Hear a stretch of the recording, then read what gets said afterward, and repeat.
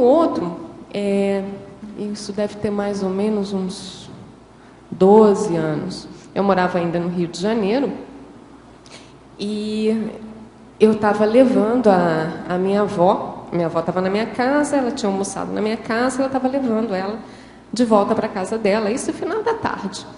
E aí eu pegava o caminho, ela morava na Tijuca, eu morava na Barra, eu pegava o caminho ali do Alto da Tijuca. Então estava ela e a secretária do lar dela, que já era uma senhora, até mais senhora, mais velha ainda do que a minha avó. E ótimo, peguei lá o Alto da Tijuca, ali na Barra, e no que eu estou caminhando lá pelo Alto da Tijuca de carro, puxa, eu me lembrei do sonho que eu tinha tido na véspera. E aí eu estava no carro com ela e essa senhora, e o sonho era justamente, eu estava levando elas para casa delas, e numa curva vinha um carro ultrapassando o outro na contramão, batia no meu carro, e eu dessomava e elas dessomavam, e quem vinha nos buscar era o meu avô dessomado. Aí eu falei assim, puxa vida, na hora que eu me dei conta daquele sonho, eu falei assim, nossa, vou ter que redobrar muita atenção. Eu já estava no alto, no meio do alto, não tinha. Se eu voltasse, era a mesma coisa, era a mesma quilometragem de distância, não tinha jeito. Então, o que eu fiz? Eu fiquei atenta para ver qual que era a curva para eu tentar me lembrar, para eu redobrar ainda mais a minha atenção. E, de fato, quando veio a curva, eu me lembrei que era aquela curva, eu diminuí muito a velocidade do carro e o outro carro tinha acabado de cortar em contramão e se eu não tivesse diminuído, a gente teria um acidente ali. Então, para mim foi fantástico, apesar de ter sido um contexto que poderia dar problema, foi muito positivo, teve uma evitação de acidente. E aí tem que ter um parapsiquismo em cima do lance, né, Adriana? Pois é. E agora eu vou... Assistência também, né? Isso eu acho que assistência das 3 pessoas, né? Lógico. Aí eu falei com o meu avô, não, espera um pouquinho, elas vão daqui a pouco. Agora não. E não dessa maneira. Não comigo, né? Não comigo, né? Eu já fiquei... E, Adriana, também na fatologia, na 6ª linha de baixo para cima, você colocou as ações cosmovisiológicas. Eu também queria entender no contexto do teu verbete. Ok. A gente aqui está falando do prognóstico pensênico, né? Então, a gente vai numa linha aqui de raciocínio. A gente está falando das manifestações conscienciais, que é a manifestação consciencial, a unidade é o pensene. Então, a gente coloca aqui numa linha de raciocínio. Vamos em cima um pouquinho, olha. As condutas contra si mesmo, as ações contra terceiros, as atitudes anti-subhumanidade, os comportamentos contra a natureza, as agressões contra a humanidade, os comportamentos sectaristas, atitudes fanáticas, reações beligerantes, as apresentações das exacerbações emocionais. Aí entra as ações cosmovisiológicas, que é justamente você, na hora que você for ter determinada ação, dessas todas que eu descrevi agora, né, é você justamente pensar do ponto de vista com a cosmovisão. Qual que vai ser a consequência disso tudo para um grupo, para um polikarma? Como é que fica as suas ações, as mínimas que sejam? Você tem que ter uma ação com uma visão cosmovisiológica. Essa foi a ideia da questão de colocar ações cosmovisiológicas. Justamente de você ser aquele calculista cosmoético. Bom, aquela ação ali, qual vai ser o resultado? A curto prazo, a médio prazo, quantas pessoas vão estar envolvidas naquela ação? De você, de fato, ter essa visão cosmovisiológica. A ideia era essa, Miriam. Tá, ok. Muito obrigada. Adriana, na fatologia, página 8, 7ª linha. Fatologia.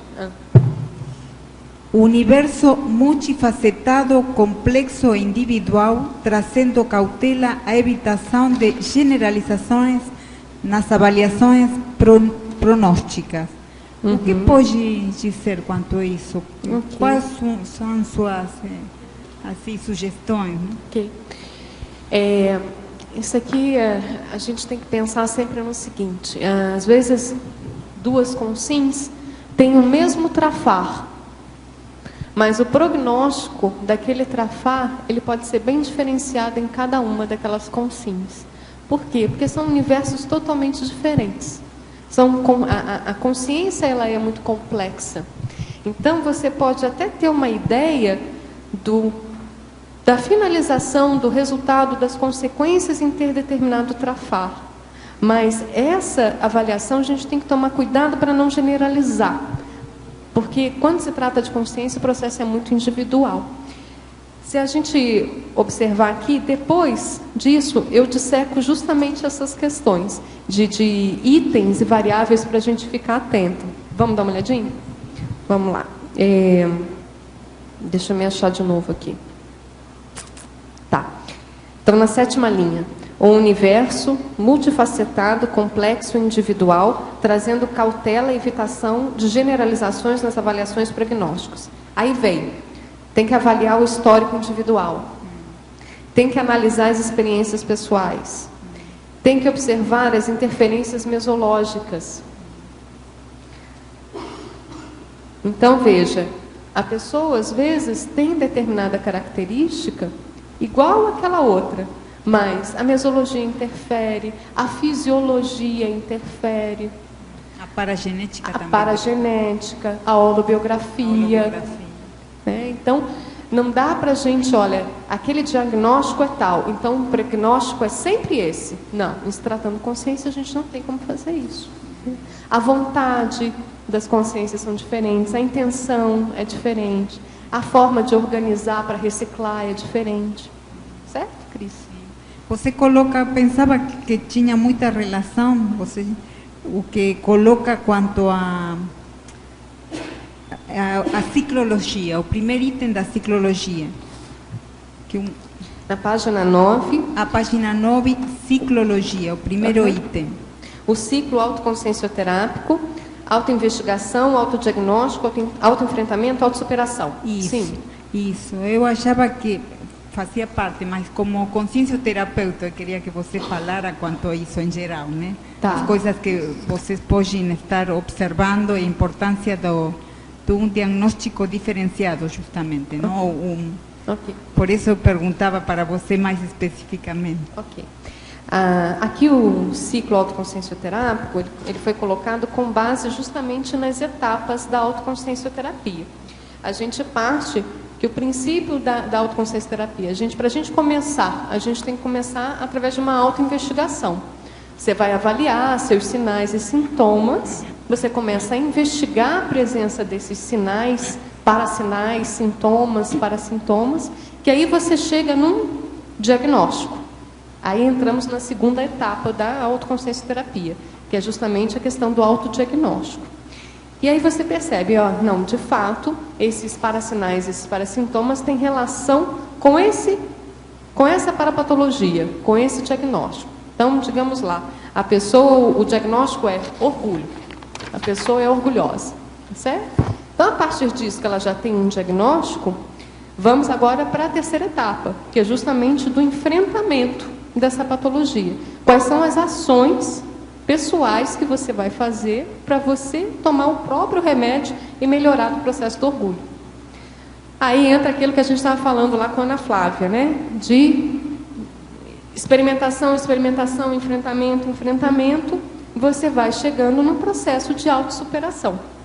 Quando você entra no processo de uma autossuperação de determinado diagnóstico, todo mundo que já vivenciou essa superação de determinado diagnóstico pode observar. Você tem uma clareza maior das ideias, você enche mais de energia, é como se o processo da superação ela te dá um ganho energético, você amplia o seu processo de força presencial, você tem mais um processo de pensar de uma maneira maior, entende? E esse ganho energético, ele faz com que você possa estar retornando a esse ciclo da autoconsciencioterapia, ou seja, recomeçar a primeira etapa de autoinvestigação para uma nova patologia, ou seja, para uma patologia que ainda não foi enfrentada ou superada, certo?